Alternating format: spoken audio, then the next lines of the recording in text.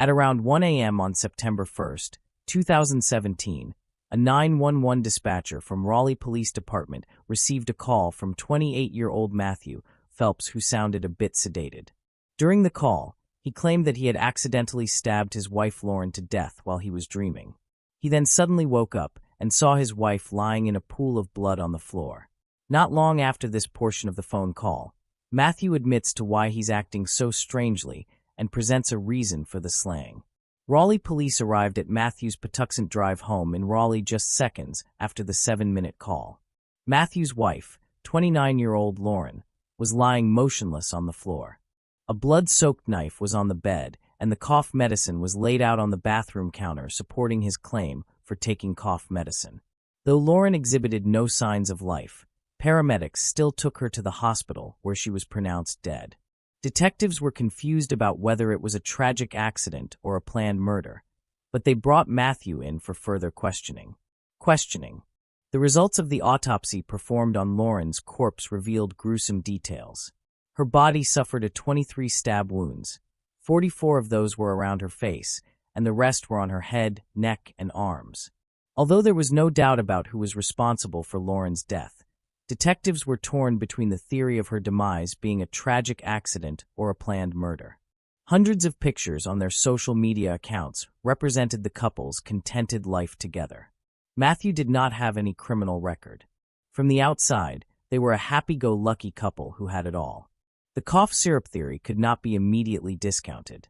After all, cough syrups, when taken in a high dosage, can cause euphoria, delusions, and dissociative phenomena, which often result in people acting strangely. In order to solve the mystery of this killing, investigators began to dive deep into the couple's history. Lauren Ashley Nicole Hugelmeyer was born on June 9, 1988 in Los Angeles County. In a tight-knit and religious family, Lauren had a picture-perfect childhood along with her 2 siblings, older sister Beth and younger sister Brianna. Lauren was known as an all-around happy person. She was known to be hardworking and studious. In February 2007, Lauren graduated from Swain County High School in North Carolina.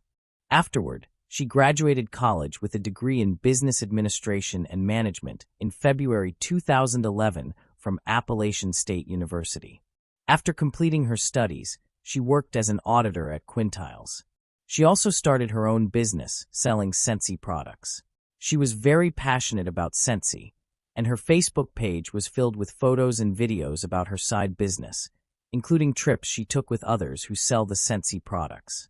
Aside from that, Lauren was also an active member of Hope Lutheran Church and worked as a Sunday school teacher as part of her work with the church's children's and youth ministries. In her mid-20s, Lauren reconnected with one of her old classmates from middle school, Matthew Phelps. The two lost touch in high school since Matthew transferred and Lauren's family eventually moved to Raleigh, North Carolina. While Lauren grew up in a loving home, Matthew had not been so fortunate.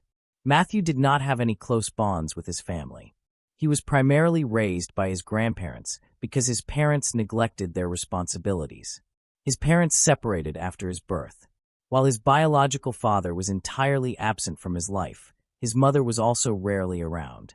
His mother remarried a few times, but Matthew never formed a father and son type bond with any of his stepfathers.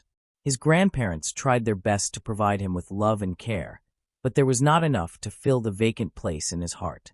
This dynamic may have been what caused him to start acting out from an early age. Whether his living conditions affected his mind or not, Matthew started hanging out with the wrong crowd and began abusing drugs and alcohol in his high school years.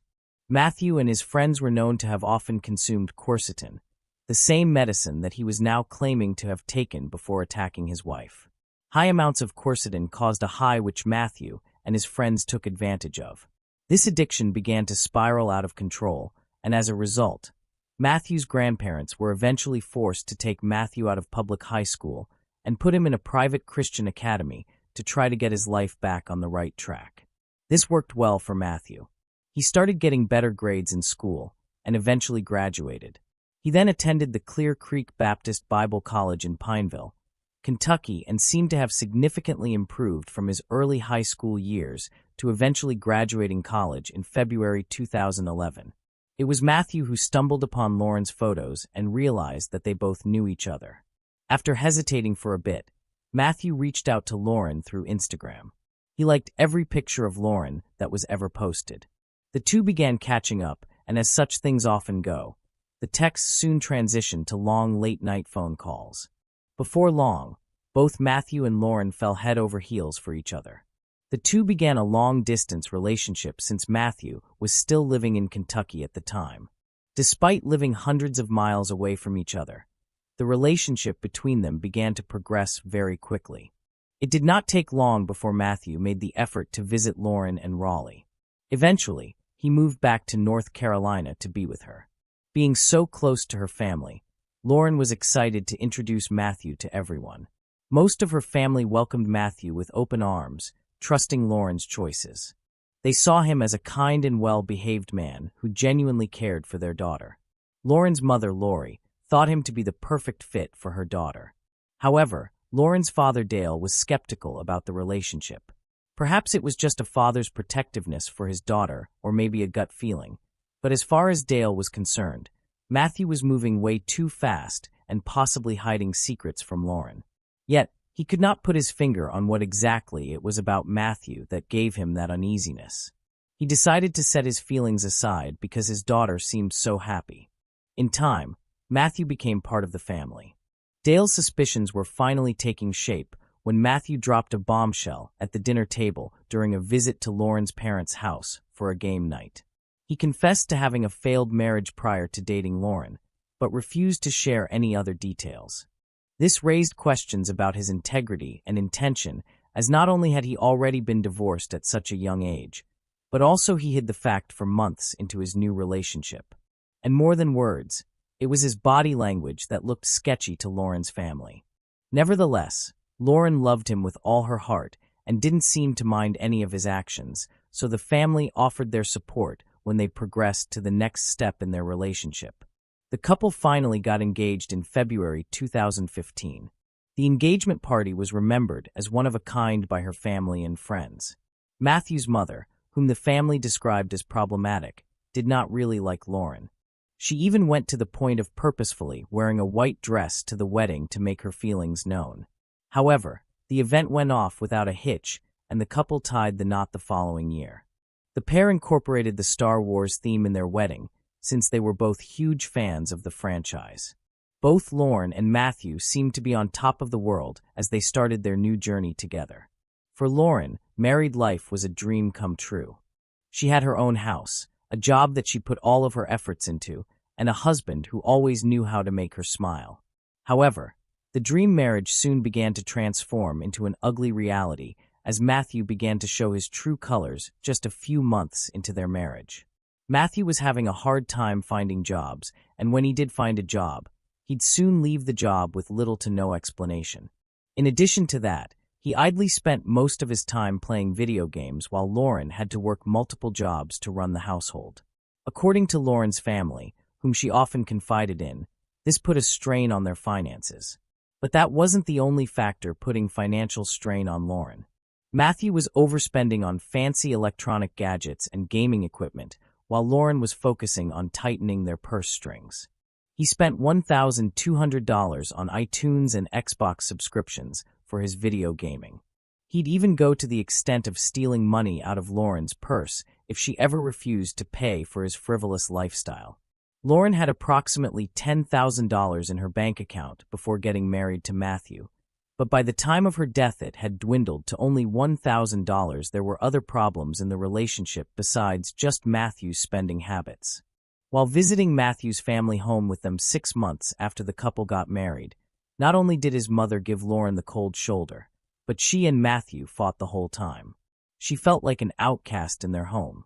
Naturally, the reasons behind most of the fights were in regard to Matthew's money-spending habits, which prevented them from pursuing things they wanted to do together.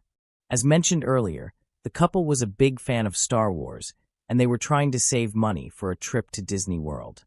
However, Matthew would spend whatever little was saved on his own selfish habits, never allowing the couple to get ahead.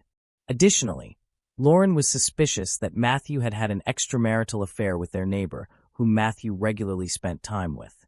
There was an instance when Lauren was on the phone with her elder sister Beth while cooking dinner for Matthew. After coming back from work, he went out to hang out with the neighbor and left a text for Lauren stating that he was having way too much fun with the neighbor and that Lauren should have dinner without him. Although Matthew spent a lot of time with their neighbor, he was extremely possessive of Lauren. There were multiple fights regarding a man at their church who, Matthew thought, was hitting on Lauren. Matthew distrusted Lauren, which caused even more distance between them. Matthew justified his insecurities by recounting the story of how his ex-wife left him after meeting another man on a missionary trip. For obvious reasons, his justifications would not solve anything as their relationship was on a downward spiral. Lauren had opened up to loved ones on multiple occasions about her desire to leave her controlling husband less than a year into their marriage. However, because of her religious beliefs, she was adamant about making the marriage work and tried to push divorce to the back of her mind as a last resort. Despite all of their issues, Lauren still tried to present a perfect marriage to the outside world. On every platform of social media, she continued to post pictures and videos of themselves accompanied by sugary sweet captions expressing their love. Yet that was in stark contrast to what was actually happening behind closed doors. Eventually, Matthew decided to go back to college to become a pastor for their church in an attempt to keep their marriage afloat. However, Lauren was not significantly impressed with this effort. In fact, fed up with his inconsiderate and immature behavior, Lauren was finally on the verge of leaving Matthew, but she would never have the chance to follow through with that decision. Instead, she was brutally murdered by her husband in their marital bed. With all this history, it did not take long to put the puzzle pieces together. They all concurred that everything about the crime scene looked way too staged. Not only were the knife and the coffer perfectly set out in certain positions, but Matthew had almost no blood on him aside from some on his shoes and a few drops on his shirt. This was not consistent with someone who had stabbed a person 23 times. It looked as though Matthew had attempted to clean himself up, which contradicts his claims of being in a delusional state. Luminal tests performed around their apartment showed that there were traces of blood everywhere, which had been cleaned up before authorities could see it. Investigators now recalled how Matthew had shown no emotions when they arrived at the crime scene. Subsequently, Bayer, the maker of quercetin, released a statement saying that there was no evidence to suggest that quercetin is associated with violent behavior. Additionally, a medical report suggested that at the time of the murder, his body contained a very low amount of the drug, and it was unlikely to have impacted his reasoning at all. However, Matthew opted to stick to his alibi about the cough syrup and did not change his story. So, investigators started digging deeper for more evidence. Upon delving further into Matthew's motives, the investigators found a journal where he wrote about all the troubles he was having with Lauren. He went on and on about his low esteem and insecurities in his relationship with Lauren. Despite Lauren's best efforts, Matthew never felt he fit in well with her family. The neighbor with whom Lauren had suspected Matthew of having an affair with told police that they were just friends and bonded over their struggles with anxiety and depression. She also shared that as they continued spending time together, Matthew began talking about more morbid subjects such as suicide and death. Perhaps he intended to get his hands on the licensed and concealed gun he knew she had in her home. Additionally, after gaining access to his phone, investigators discovered his concerning search history. He had searched for odd things, such as how loopy does quercetin make you? Or have other people been high from quercetin?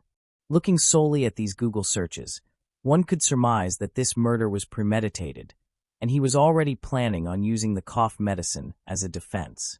However, this circumstantial evidence was not enough to build a solid case against him. Yet soon another discovery came to light. Matthew had a secret Instagram account at Marty_Radical where he posted dark images from the movie American Psycho and pictures of him dressed as Patrick Bateman, the lead character of the movie. Apparently, Matthew was obsessed with serial killers and expressed to a friend that he was curious about what it would feel like to kill someone. Right before he murdered Lauren, he posted an Instagram photo with a caption saying, "Everyone thinks I'm a serial killer. #found an angel to kill." The account contained numerous posts that discussed the devil and demons. Finally, it was time to bring the matter to trial. Prosecutors were confident that they had enough evidence to implicate Matthew and his wife's intentional murder. However, Matthew's defense argued in court that this wasn't in Matthew's character and that he was in an unstable and depressed mental state when the murder occurred. To support the claim, they presented a few letters from Matt's co-workers to the judge insisting that this was not in Matthew's character. The prosecution brought Matthew's ex-wife to the stand. Contradicting Matthew's previous claims of her cheating on him, she revealed that it was Matthew who cheated on her multiple times throughout their marriage. Like Lauren, she seemed to have similar issues in her marriage to Matthew. These included Matthew not working, spending way too much money, and not contributing anything to their dreams together, which ended up causing the separation. Matthew ultimately accepted a plea deal and pleaded guilty to first-degree murder to avoid the death penalty he was initially facing. In completing guilty to one offense, that's the offense of first-degree murder. It is a felony that carries the maximum penalty of death or life without the possibility of parole. Do you understand that? Yes, sir. Do you personally plead guilty to the charge I just described? Yes, sir. And did you, in fact, murder your wife, Lauren Hugelmeyer Phelps, by stabbing her multiple times? Yes, sir. The matter finally came to a conclusion on October 5, 2018, when Matthew was sentenced to life in prison without the possibility of parole. After sentencing, Matthew read an apology to Lauren's family. "I'm sorry that I took away Lauren's life, a life that was deeply connected to so many people." However, his apology fell on deaf ears as her family said that it meant nothing to them. They shared in a statement, "He was luring all of us into a trap by taking advantage of our kindness and generosity. We never once thought Lauren was in danger." To this day, Lauren's family feels a sense of blame for not intervening when they knew the relationship had taken a turn for the worse. To help others like their beloved Lauren, they've put together an organization called Lauren's Light, which raises awareness for abusive relationships and domestic violence. Moving on to the next case. Arushi Talwar was born on May 24, 1994, to her loving parents Dr. Rajesh and Dr. Nupur Talwar.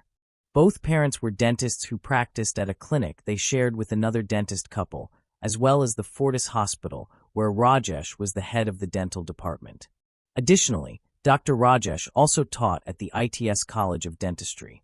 All those who knew Arushi described her as a kind, pretty girl who had many friends and was always happy and carefree. She was known to be a huge fan of the Bollywood star Shah Rukh Khan.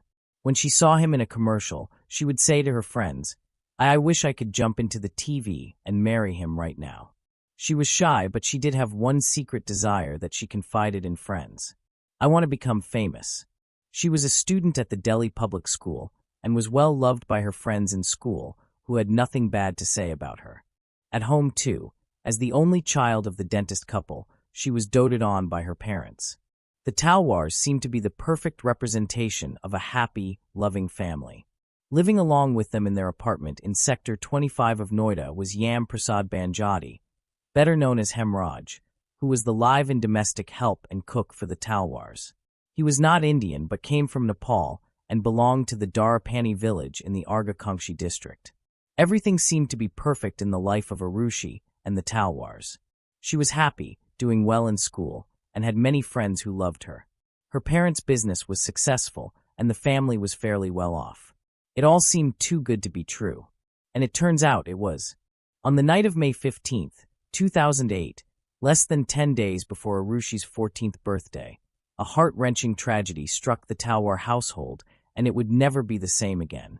A 14-year-old girl, Arushi Talwar, was murdered in the home of her parents. Her throat slit. May 15, 2008 was a normal day in the Talwar household by all accounts. Rajesh taught at the ITS Dental College from 8:45 a.m. to 3:30 p.m. before treating patients at his clinic till 8:30 p.m. Nupur treated patients at the clinic from 9 a.m. to 1 p.m. and then picked Arushi up from school at 1:30 p.m. and returned home to their apartment with her.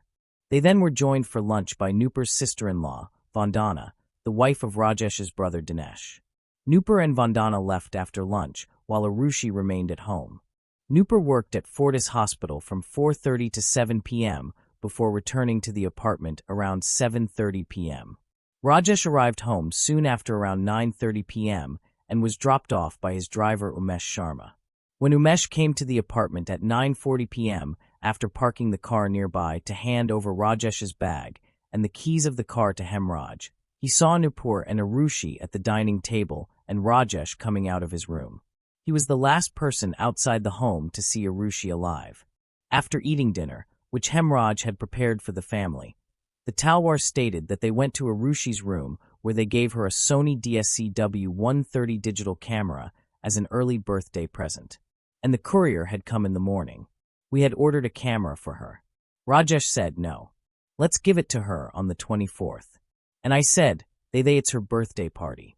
3 days, she can take pictures." The camera had arrived by courier earlier that day. And despite Rajesh wanting to wait for Arushi's birthday to give it to her, he was persuaded by Nupur to present it to her that night as an early birthday surprise. Arushi took several photographs of herself and her parents, the last one being recorded at 10:10 p.m.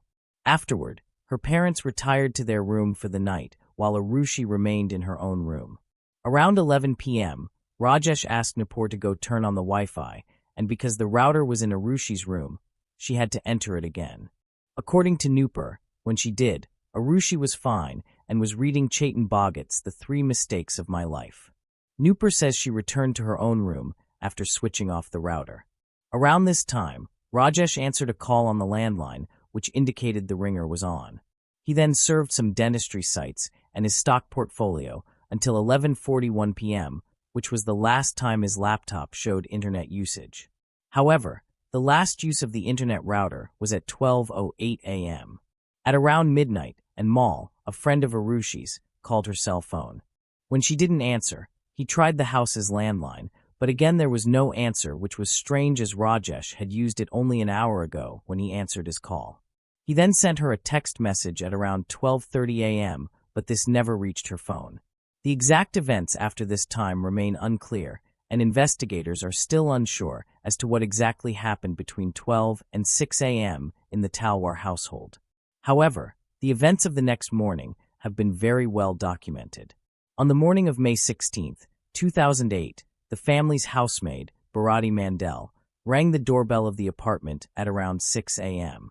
She had only been employed by the family for about 6 days, and usually, Hemraj would open the door for her in the morning, as Nupur and Rajesh tended to sleep in a bit longer. However, this morning, no one opened the door even when she rang the bell twice. Confused, she tried to push on the outermost door as it sometimes jammed shut, but it did not budge.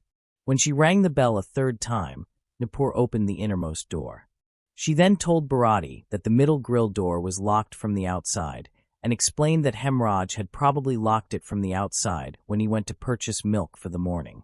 She initially asked Bharati to wait outside until Hemraj returned, but Bharati did not want to wait, so she said she'd go downstairs so Nupur could throw her the keys for the gate from the balcony. Nupur then called Hemraj's phone to see where he was, but the call was cut off. When she tried to call him again, his phone appeared to be switched off. In this time, Bharati had gone downstairs and Noapur called out for her to check if the door was only latched, not locked. But Bharati insisted she throw down the keys anyways so she'd not have to take the stairs again, and Nupur did so. While this was happening, Rajesh too had awoken and left the bedroom. When he entered the living room, he saw a nearly empty whiskey bottle on the dining room table with bloodstains on it, which worried him. He asked Nupur who had left the bottle there, and when she did not know, in a state of panic he asked her to check Arushi's room. The door of Arushi's room was self-locking and could only be opened from the outside with a key when shut. But that morning the door was left slightly ajar and unlocked. When they entered, what they saw left them shocked to their cores. Arushi was lying on her bed with her throat slit. There was blood on the bed, walls, and floor. Her body had been covered with a white flannel blanket, and a school bag had been placed over her face to cover the injuries on it.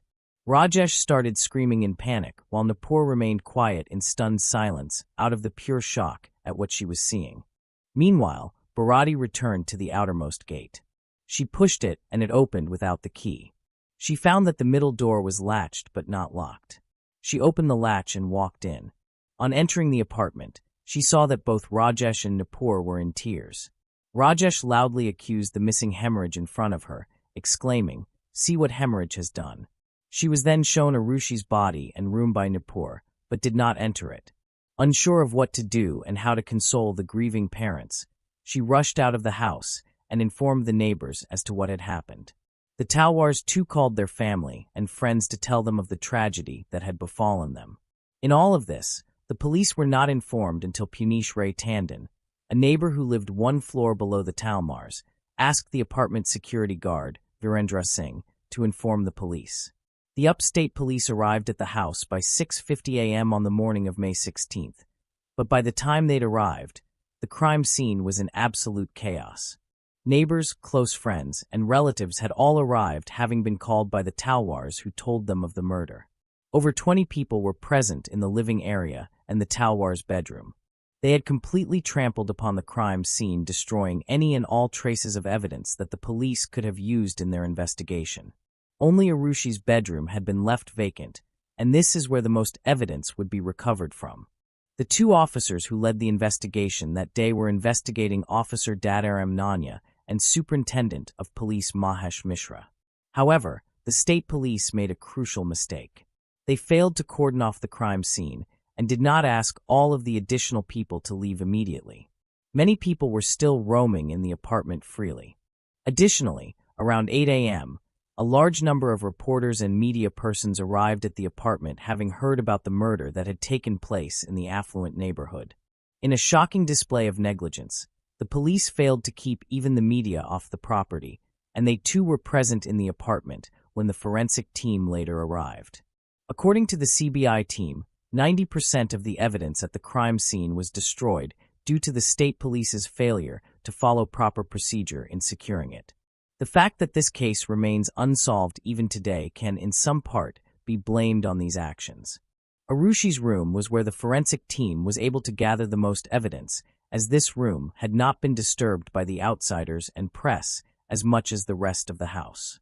Arushi's body was found lying on the bed covered with a white flannel blanket, and her own school bag had been used to cover her face.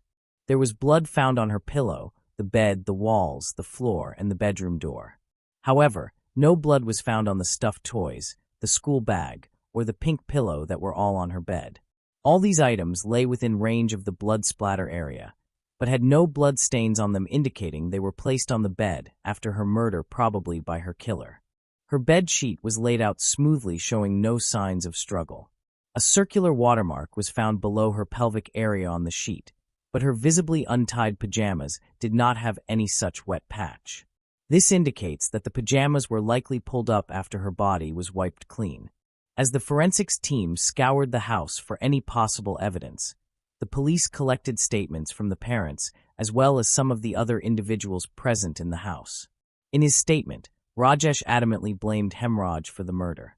He even went so far as to tell the police to stop wasting time in the apartment and offered them 25,000 rupees to rush to Hemraj's native village in Nepal. From his statement, and due to Hemraj being missing, the police believed that it was an open and shut case, as a senior officer at the team told the Talwars.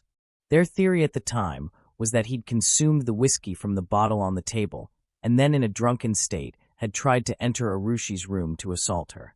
When she resisted, he hit her with the blunt edge of his kukri, a traditional Nepali knife, before cutting her throat and escaping.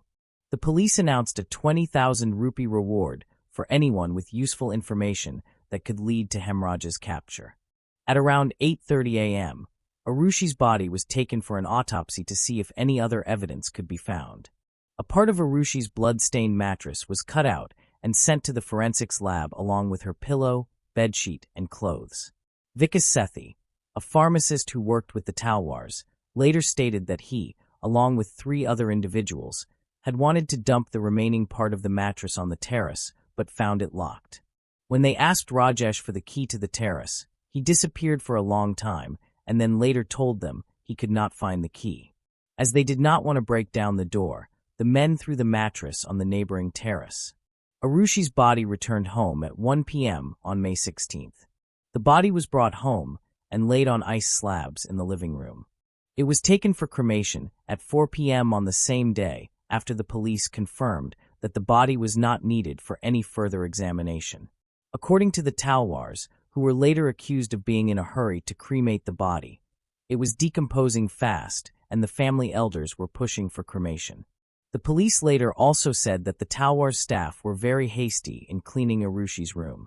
In the Talwars' defense, their pharmacist, Vikas Sethi, told the court that he had received permission to clean the house from the police personnel and a lady constable present at the crime scene. According to the CBI, when the post-mortem report was being written between 3 p.m. and 6 p.m. on May 16th, a series of telephone conversations took place between Dinesh Talwar, Dr. Sushil Chowdhury, Dinesh's friend and the chairman of the iCare Eye Hospital, and K.K. Gautam, retired deputy superintendent of police. K.K. Gautam, while deposing at the CBI court later in February 2012, stated that Chowdhury had requested that he get any references to a sexual assault removed from the post-mortem report, but he refused to oblige. At the end of the day on May 16th, the police were sure that Hemraj was the murderer and believed that if they found him, they would have their man. They therefore neglected to look deeper into certain matters that they should have examined more closely. The next day, on May 17th, the Talwars left for Haridwar to immerse Arushi's ashes in the Ganges River as per the Hindu custom. While they were gone, visitors continued to pour into their household, which was being managed by Dinesh, to offer their condolences. One of these visitors was retired police officer K.K. Gautam, who had been asked by one of the couple's friends to come to the house. When he arrived at the house, Gautam examined the rooms of Arushi and Hemraj. He was then shown the bloodstains on the terrace door handle by Dinesh. Dinesh asked him if he could get the terrace door unlocked. Gautam then called SP, Superintendent of Police, Mahesh Mishra, who was in charge of the investigation, and told him that the lock needed to be broken. Mishra promised that he'd pay a visit to the crime scene himself, and in the meantime, sent the station officer, Dadaram Nanaria, to the apartment. The key to the terrace was still missing. In the end, Dadaram Nunaria broke the lock, and the group went on to the terrace for the first time since the murder.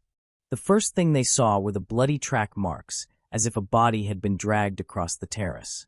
Then, to their horror, they saw a body lying in a pool of blood.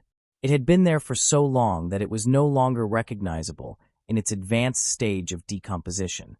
They also found a smudged bloody handprint on the wall of the terrace and a bloody footprint from a size 8 or 9 shoe. A double bed cover had been draped across the iron grill that separated the Talwar's terrace from the neighboring terrace where Arushi's mattress had been dumped the previous day. Dinesh Talwar couldn't identify the body, so he called Rajesh and Nupur, who were on their way to Haridwar, and asked them to come home. When the couple returned to the home, Nupur didn't enter the house. Instead, she sat in the car with Arushi's ashes, as she considered it inauspicious to take the ashes inside. Rajesh was the one who went upstairs to identify the body. He told the police that he couldn't be sure that the body was that of Hemraj due to the injuries and the decomposition. Rajesh and Nupur then resumed their journey to Haridwar to immerse their daughter's ashes. Later, a friend of Hemraj identified the body as his. An autopsy of Hemraj's body was conducted that night by Dr. Naresh Raj. Not much information is available about Hemraj himself, except that he was from the Darapani village in the Agrakanchi district of Nepal and had been recommended to the Talwars by a friend of his. He regularly sent back money to his family in Nepal from his earnings. The discovery of Hemraj's body greatly embarrassed the police, as they had initially focused their attention solely on him as the murderer. The police were also criticized for other investigative blunders, such as not cordoning off the crime scene. The investigating officer, Dadaram Nanaria, was transferred on May 17th.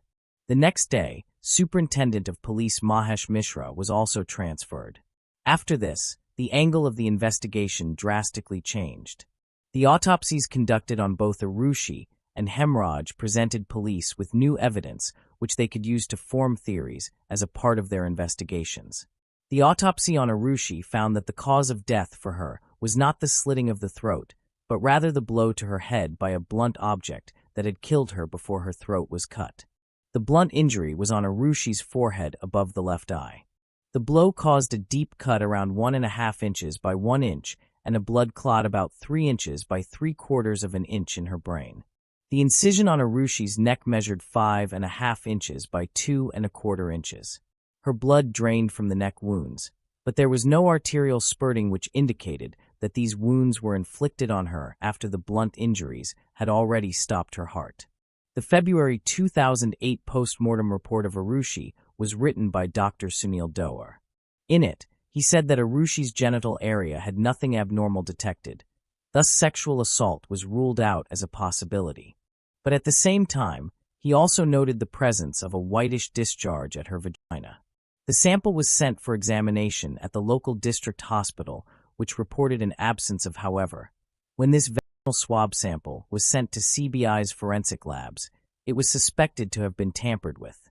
In a shocking discovery, it was discovered later that Arushi's vaginal swabs that were sent to be tested at the Center for DNA Fingerprinting and Diagnostics in Hyderabad did not match her blood samples, which basically meant that the swabs did not belong to her.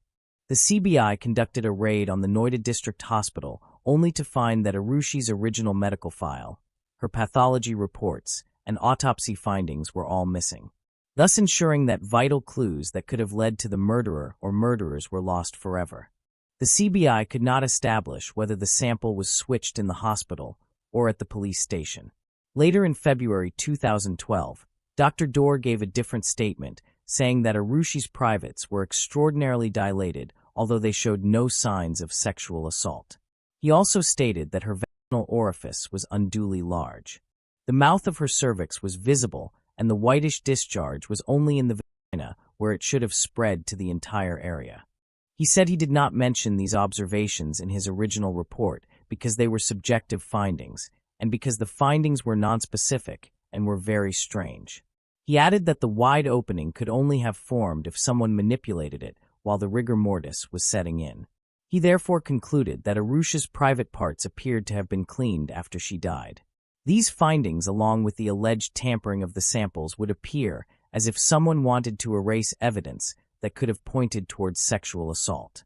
Unfortunately, the police were never able to determine whether this evidence was in fact legitimate or who had tampered with the samples. Hemraj's body provided much less evidence upon autopsy, mainly due to the state of decomposition. His body had been found almost 2 days after he'd been killed. However, from an analysis of the terrace and the rest of the apartment, police were able to determine that his blood was only present on the terrace. This indicated that he had been killed there. But even with that, the drag marks on the terrace were consistent with what would have been made by a body being dragged on a bedsheet. So again, the police could not be sure of this. Unlike Arushi's body, which was found with undigested food in her stomach, Hemraj had just 25 milliliters of liquid in his, indicating that he did not have dinner. This evidence was backed up by the fact that his dinner was found untouched in the kitchen on the morning of May 16th. The results of both autopsies stated that the time of death for both victims was between the hours of 12 a.m. and 6 a.m. on May 16th. Therefore, the fact that Hemraj's dinner was untouched was surprising, as usually he would have eaten before this time and had indeed served himself around 10:30 p.m. the previous night. Why had he not eaten when he regularly did? Amongst various other clues, one major thing that perplexed investigators was the doors and the keys. The door to Hemraj's room was locked from the inside. The keys to the main entrance were also found in his room. The duplicate set of keys was with Rajesh and Nupur in their bedroom. In this scenario, the only way the keys could have been found inside Hemraj's room after the mesh door was locked from the outside was if the keys were brought in through Hemraj's room and then the key was locked from the inside. Since Hemraj and Arushi were both murdered, this allowed for only 3 possibilities. 1. Either one or both of the Talwars were involved in the murder. 2. Either one or both of them allowed the murderer or murderers to exit and then collected the keys from them. Or 3. There was another set of keys that so far had not been mentioned by anyone related to the case. Another strange piece of evidence the police uncovered was when they went through Arushi's phone records. In the 2 weeks prior to her murder, her last recorded usage of her phone on each night was never earlier than 11:20 p.m. In fact, on most nights, her last recorded usage was well past midnight. However, on the night of her murder, she last used her phone at 9:10 p.m. Why did she not use it again on this particular night? Was she aware that something was going to happen? We can only speculate. The whiskey bottle that was found on the dining room table in the morning had been removed from a concealed bar that the Talwars had in the living area. The fact that the bar was hidden meant that whoever removed it knew the house well. The bottle was covered with blood stains of both Arushi and hemorrhage, but sadly, no fingerprints could be recovered from it. Otherwise, it could have been a key piece of evidence into the investigation. From the details mentioned up until now, it must already be clear just how complex and convoluted this case was. Beginning with a lack of uncontaminated evidence to the tampering of what little was available, the authorities investigating had an uphill battle from the very beginning. Add to that the fact that the case received widespread media coverage. The press were ruthless in bringing up accusations against everyone involved, even the deceased. The case quickly spun out of control. Over the next few years, the case would be investigated by multiple teams from different agencies, but none would be able to come up with a clear conclusion as to who had done this. In the first few days after Hemraj's body was discovered, police suspected the Talwar's former domestic help, Vishnu Sharma, was behind the murders. He was replaced by Hemraj, who he himself had recommended to the Talwars. Police believed he'd killed him for taking his job, and Arushi may have been killed for being a witness. They named him as a suspect on May 19th and took him into custody, but lacked any tangible evidence to connect him to the murders. His alibi was established, and it was confirmed that he was in Nepal at the time the murders took place. He was released from police custody, and investigators were again at square one scrambling for new leads. On May 21st, Delhi police joined the UP police in the investigation. By this time, the police as well as the media had begun to suspect foul play on the parents' part for multiple reasons. This included the fact that Arushi's bedroom was right next to her parents', yet they claimed to have slept through the murders without hearing any noise. Another reason was that Arushi's room was generally locked from the inside, and the only key to it was by Noapar's bedside. Yet the morning after the murder, the key was in the living room, and they had no answer as to how it got there. Rajesh encouraging the police to pursue Hemraj before his body was discovered was thought to be a diversionary tactic by the police and only increased their suspicions. The fact he ignored the police's request for the key to the terrace door only added to this. Arushi's body and the crime scene in her bedroom had been cleaned, with her stuffed toys being placed on her bed and her bag being placed over her head after she was killed. The police could not find any motive for an outsider to have done this. And finally, the phone calls Rajesh's brother Dinesh had made to try and remove all mentions of sexual assault from the autopsy report also raised suspicions. All of these reasons gave the police cause to suspect the Talwars, and they were about to be given one more that led them to arrest Rajesh.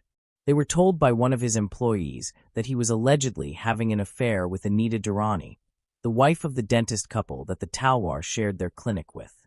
Inspector General Gurdarshan Singh, who was leading the investigation at this time, speculated on scenarios that could have led to the murders.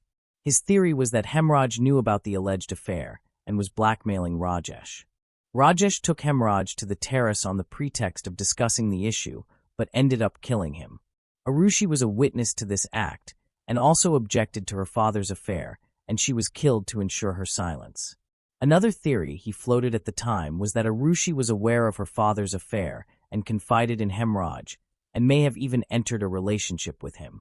On the night of the murder, Rajesh had entered Arushi's room late at night, where he found Arushi and Hemraj in an objectionable, though not compromising position. Seeing this, he took Hemraj to the terrace and killed him, and then came back downstairs.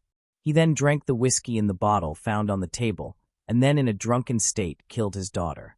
On May 23rd, Rajesh and Nupur were taken to the police lines area, where they were separated. When Nupur was kept in a room with a female constable, Rajesh was arrested and taken to a local magistrate and subsequently to Dasna jail. Rajesh later claimed that the magistrate did not allow him to make any phone calls, and police threatened them into signing a confession on the way to the jail. Since it was Friday, Rajesh could not apply for bail until Monday. He had to spend the weekend in jail. He later stated that the police again threatened him to sign the confession while he was in their custody. After this, public opinion began to turn against the Talwars. Many of their friends began to avoid them. The Fortis Hospital fired Rajesh from his position as head of the dental department. However, the members of the Indian Dental Association and former patients professed their belief in Rajesh's innocence. Additionally, Arushi's friends and relatives were enraged by the character assassination taking place against the Talwars as well as the deceased Arushi. Their names were being dragged through the mud by the press, as well as by police authorities who were making claims without any evidence. Renuka Chowdhury, the Minister for Women and Child Development, demanded the suspension of Inspector General Singh for the accusations he had made against Arushi without any proof. Singh was transferred a month later. On May 31st, the case was transferred to the Central Bureau of Investigation, CBI, per the request of the Talwars, who stated that the police were trying to frame them to cover up the fact that they'd botched the investigation. In June, the CBI started investigating the case under Joint Director Arun Kumar. The Talwars provided counter-arguments against the points that had led them to being suspects. They said that both rooms had the air conditioner on since it was a hot summer night, and the noise from these units was the reason they were able to sleep through the murders. Neopur stated she may have left the key to Arushi's room in the door when she went to turn on the Wi-Fi router the previous night, which could be how the murderer entered the room. Rajesh also stated that he urged the police to pursue Hemraj because, being missing, he was the obvious suspect. He also claimed to not remember the police asking him for the keys to the terrace door. Rajesh's brother denied asking KK Gautam to use his influence to change the post-mortem report. He claimed that CBI could not find any record of him making calls to the post-mortem house. Since the crime scene was compromised and evidence was lacking, the CBI turned to polygraph and brain mapping tests. Both Rajesh and Neopur took and passed 2 polygraphs and a brain mapping test. No evidence of deception on their part was found. Subjected to polygraph test twice. Again, in the first, polygraph test remained inconclusive. There's no conclusion drawn. And in the second polygraph test, no deception has been found in her responses. Following this, the CBI began to look into other possible leads and suspects. In the next phase of the investigation, the CBI began to look at 3 individuals, all employed by the Talwars and friends of Hemraj who could have been the killers. According to the Talwars, the claims about Rajesh's extramarital affair and an affair between Arushi and Hemraj were both planted by Krishna Tatarai, an assistant at the Talwars dental clinic. Rajesh stated that 2 days prior to the murders, he had scolded Tatarai for making an incorrect dental cast. This was supported by Anita Durrani. Rajesh's driver, Umesh Sharma, stated that he had heard Tataraj and Hemraj talking loudly in Nepali while in the car. When he inquired as to what they were talking about, Tataraj told him that he would deal with Rajesh. On June 7th, Tataraj was detained by the CBI. The CBI team searched his house where they found a blood-stained pillow cover and cutlery knife. He then underwent a number of tests, including a polygraph test and a narco-analysis test. In a narco test, the subject is given narcotics which put them in a semi-conscious state in which their ability to lie is greatly hindered. However, these tests are not admissible as evidence in court as they're not always reliable. During his narco test, Tatarai spoke of a second murderer. Based on this, the CBI began investigating his friend Rajkumar, who was the domestic help for the Juranis, the couple that ran the clinic alongside the Talwars.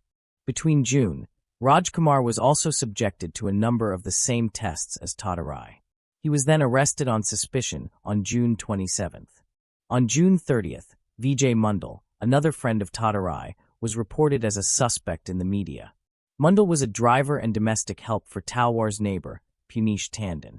Hemraj, Tatarai, and Rajkumar were all of Nepali origin and had been recruited through Vishnu, the ex-servant of the Talwars who was the initial suspect in the case. On July 9th, Rajkumar was put through a second narco-analysis test, and the next day the media reported that he had confessed to the murders. On July 11th, Vijay Mundal, who was already being investigated, was also arrested. That same day, lead investigator Arun Kumar gave a press conference in which he said the case was still unsolved, but it seemed like Tataraj, Rajkumar, and Mandel were the prime suspects based on the narco tests. However, the narco tests on their own were not enough for conviction, as there were many differences between the statements the men had given during their respective tests. Tataraj himself had given 3 different versions of the story. Based on the statements of the men, the CBI built this timeline of events. Hemraj had invited all 3 to his quarters that night, and the men arrived around midnight. The 4 men started drinking beer. Tataraj spoke of his humiliation by Rajesh Talwar and expressed his desire to take revenge. Arushi's door was surprisingly unlocked that night. But from this point each statement was different in what they said had happened. Here's what the men said. In Rajkumar's version, Arushi threatened to expose what the suspects said about her father, so Tataraj took out his kukri and killed her. Then when the suspects planned to flee, Hemraj got cold feet and threatened to expose them. Tataraj and Rajkumar then dragged Hemraj to the terrace and killed him. After they destroyed the mobile phones of Arushi and Hemraj. In Tataraj's first version of events, he stated that he and Rajkumar had entered Arushi's room and tried to sexually assault her, and when she'd resisted, Tataraj himself took out his kukri and killed her. They then dragged Hemraj to the terrace and killed him because he was a witness. In Tataraj's second version of events, he stated that it was Rajkumar and Mandel who entered Arushi's room and tried to assault her. When she resisted, Mandel hit her on the head and Rajkumar slit his throat with a kukri. The 3 of them then took Hemraj to the terrace and killed him before escaping off the roof after locking the terrace door. In Tataraj's third version of events, he stated that Rajkumar entered and tried to assault Arushi while he and Mandel followed him. When she resisted, Tataraj killed her with his kukri. Hemraj then got scared and threatened to tell the Talwars, so the 3 men took him to the terrace and killed him. The 3 of them then returned downstairs and tried to enter the Talwars' room, but found it locked. While these statements do perhaps indicate some form of guilt, the CBI could not use them as evidence and eventually had to release all 3 men for a number of reasons. Firstly, all 3 men had alibis. Tataraj's family and landlord confirmed that he was at home the night of the murders. Vijay Mundal's employer also confirmed that he was in his garage the night the murders took place.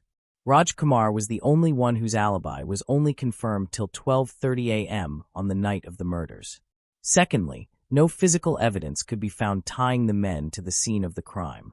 Their fingerprints did not match any lifted from the scene, and the bloody kukri found in Tataraj's room turned out to be animal blood, not human. And finally, the narco tests alone were not considered sufficient evidence to be used for conviction, as they were inadmissible in court. Additionally, Rajkumar's lawyer Naresh Yadav approached the National Human Rights Commission, NHRC, stating that the 3 men had been tortured by the CBI officers during the investigation. In January 2009, the CBI announced that they were ready to file charges against Tataraj, Rajkumar, and Mundal. However, in the absence of any hard evidence, they could not do so. Arun Kumar's time at the CBI ended in September 2009. A new CBI team was given the case that same month. This new team was headed by the SP, Superintendent of Police, Nilab Kishore. An additional SP, AGL Kaul, served as the investigating officer. The new CBI team looked at the entire crime again with fresh eyes. For them, the parents were once again the prime suspects. Apart from the oddities discovered in previous investigation into the couple, they also found some additional points of interest. Both doctors who conducted the autopsies on Arushi and Hemraj gave new statements containing new information. Dr. Dewar stated that Arushi's hymen was ruptured and her private parts appeared to have been cleaned. Dr. Naresh Raj stated that Hemraj's swollen private parts indicated the possibility of sexual intercourse. In October 2009, the CBI conducted another analysis of the crime scene based on the photographs that had been taken, and the analysis supported the theory that the crime scene had been cleaned and staged after the murders. Most importantly, the new team identified the weapon that had been used to inflict the blunt injuries as a golf club, specifically one of the clubs in the set owned by Rajesh himself. On October 29, 2009, the CBI asked Rajesh to send his golf set to them, and he complied the very next day, sending them over. The CBI later stated that the dimensions of the golf club bearing number 5 were identical to the dimensions of the injuries on the heads of both victims. It seemed they had found their murder weapon. But because it was over a year later, no evidence was found on the club to link it to the murders. Nelab Kishore once again questioned the Talwars in his Duraden office on May 18th and 19th of 2010. A few days later, a story appeared in the Pioneer newspaper stating that Arushi had been killed by Rajesh in an honor killing. This article quoted unnamed sources in the CBI. On July 21st, Rajesh asked the court to pass an order of restraint against the unethical and misleading information being published by the print media outlets. On December 29, 2010, the CBI filed a closure report recommending that the case be closed due to insufficient evidence, but naming Rajesh as the sole suspect. In the report, they stated that the parents were the only people who had a reason and ability to clean up the crime scene. They also officially cleared Tataraj, Rajkumar, and Mundal, stating that all three had alibis and there was no evidence linking them to the crime. They ruled out any other outside intruders as there were no signs of forced entry, and an intruder would have no reason to clean up the crime scene and hide Hemraj's body. Finally, they stated the complete lack of physical evidence they had found at the crime scene as insufficient to continue the investigation. It was recommended that the case be closed for good. In January 2011, the Talwars filed a petition protesting the closure of the case with Rajesh as the sole suspect. However, their petition was rejected by the magistrate Preeti Singh of the Special CBI Court in Gaisbad. On February, she turned the closure report into a charge sheet and summoned Rajesh and Nupur as the accused to come and stand before the court. The Talwars petitioned both the Allahabad High Court and then the Supreme Court against being summoned and proceedings being initiated against them. However, both courts rejected their pleas. Their formal trial began on May 11, 2013. In the trial, the parents were accused of destroying evidence, misleading investigators, filing wrongful petitions to the court, as well as the two murders. On November 25, 2013, the Special CBI Court held Rajesh and Nupur Talwar as guilty for both murders along with the other charges that were leveled against them. The next day, on November 26th, they were sentenced to life imprisonment for the double murders. The Talwar family were outraged and called the verdict a miscarriage of justice. In January 2014, they raised an appeal against the decision in the Allahabad High Court. Subsequently, a long and weary legal battle dragged on for over 3 years. On October 12, 2017, the High Court acquitted the Talwars of all charges, stating that the evidence against them was insufficient. Due to this, it was ruled that they should be given the benefit of the doubt and should not be convicted based solely on suspicions. Hemraj's wife and brother in Nepal were highly critical of the verdict, and they continue to believe that the Talwars are guilty. On March 8, 2018, the CBI challenged the acquittal in the Supreme Court. And on August 10, 2018, the Supreme Court accepted the appeal. The trial is yet to begin. Moving on to the next case.